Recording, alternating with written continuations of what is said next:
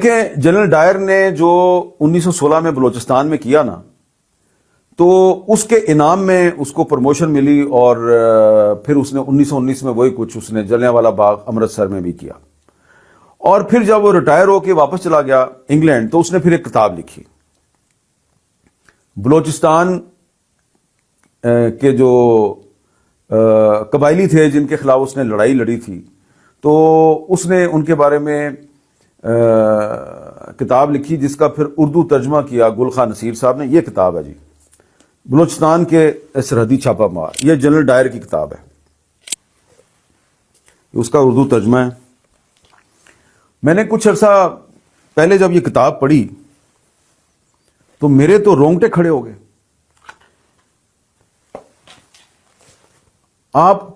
کو پتہ نہیں یہ کتاب مل جائے گی پڑھنے کے لیے یا نہیں مل جائے گی، لیکن آپ کو یہ پتہ ہونا چاہیے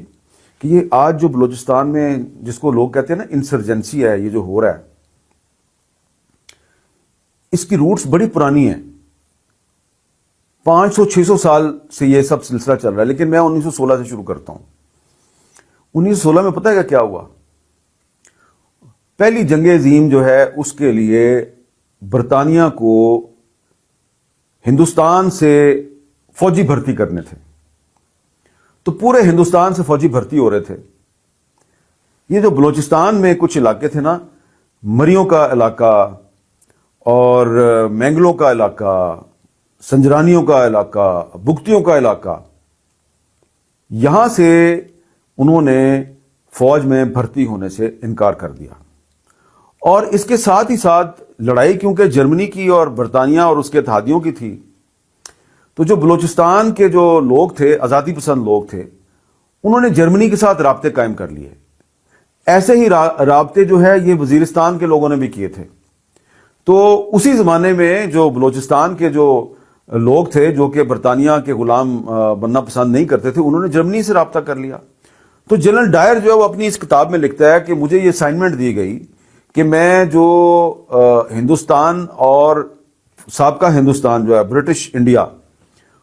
اور ایران کی سرحد پہ جا کے میں ان بلوچ قبائل کے خلاف آپریشن کروں جو کہ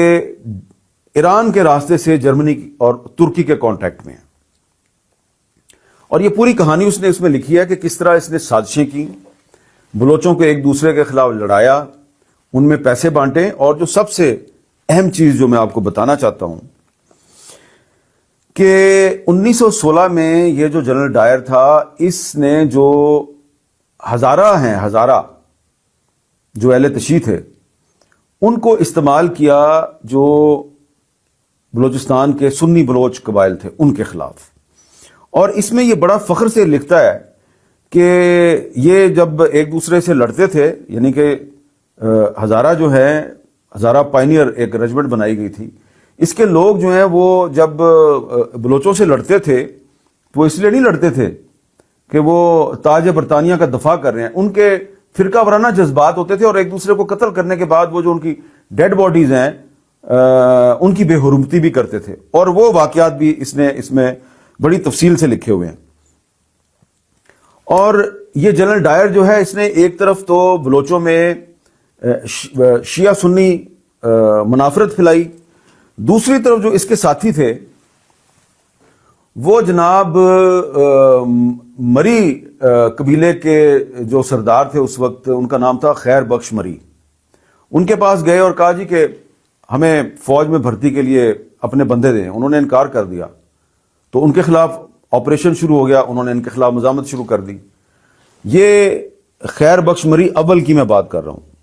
1916 کی بات ہے۔ وہ جو سردار خیر بخش مری جو بعد میں پاکستان کی پارلیمنٹ کے ممبر بنے اور ان کا ابھی کچھ سال پہلے انتقال ہوا ہے، وہ ان کے پوتے تھے۔ تو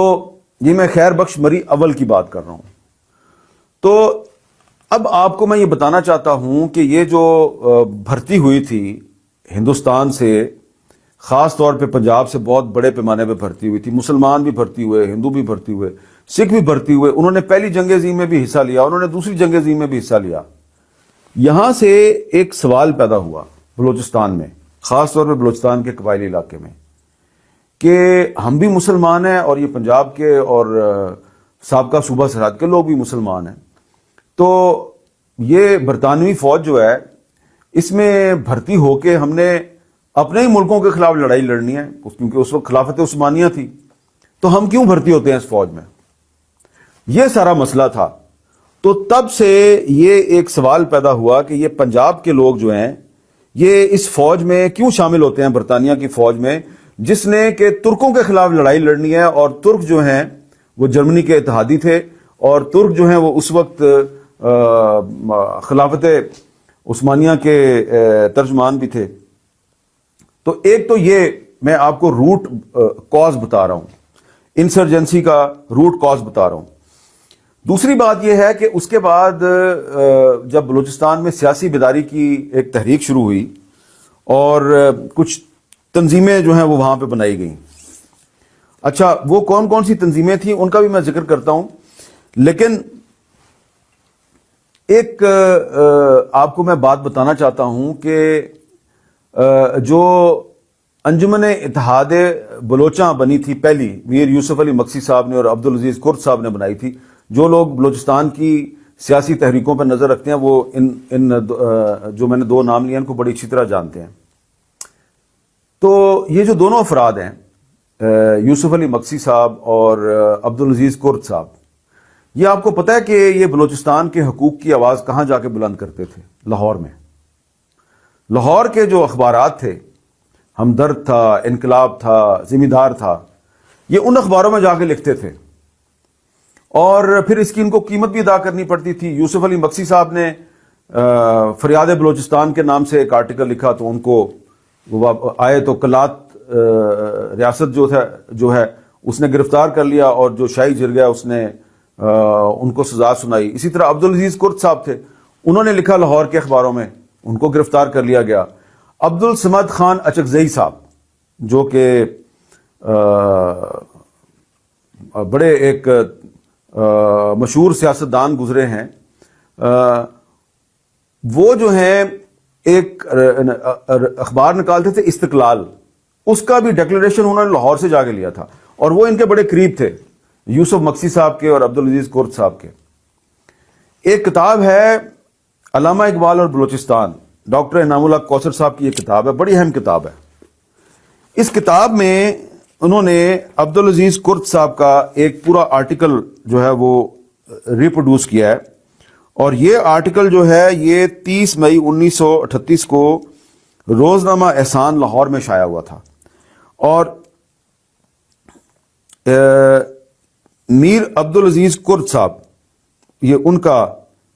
آرٹیکل ہے، اور یہ آرٹیکل پتہ ہے کیا ہے کہ ان کی علامہ اقبال سے